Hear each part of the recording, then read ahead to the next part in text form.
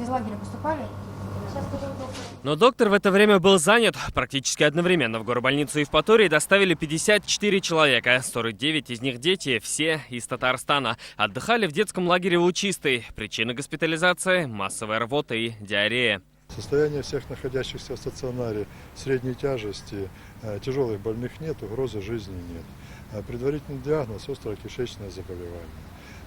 Проводятся обследования, лечение больных. Результаты обследования будут в течение 72 часов. Уже заведено уголовное дело. Ситуация под личным контролем Рустама Минниханова. Президент поручил постоянно информировать его о состоянии здоровья детей. Работает межведомственная комиссия. Проводится служебная проверка. В Крыму сейчас работает детский омбудсмен республики Гузель Удачина. В Евпатории сейчас руководство Республиканского центра «Черноморец». Именно он был оператором, который отправил детей на отдых в Лучистый. Казанский офис сегодня не работает. Технический день написано просто. Это Да, совпадение или как?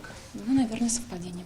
В Республиканском центре прямо на стенде есть список документов, без которых детей в лагерь не отправляют. Что касается медицинских, так это медсправка формы 079, справка об отсутствии инфекционных заболеваний в доме, полученную за 3 дня до отъезда, и точно такая же справка об отсутствии педикулеза. По сути, без этих документов ребенок в лагерь попасть не должен. Эта смена в лагере началась еще 8 июля. Из Татарстана в Крым поехали 201 ребенок и 19 педагогов. Нам удалось связаться с мамой одного из детей. Она пожелала остаться анонимной. Разговариваю я каждый день с ней на связи. В данный момент она находится в отряде. Там, не знаю, 15 человек, 7 человек у них госпитализированы дня 2 назад.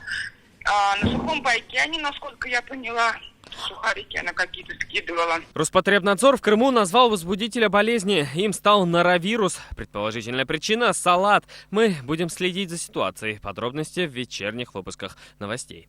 Салават Ухмадуллин, Игорь Романов, ТНВ, Республика Крым, Казань.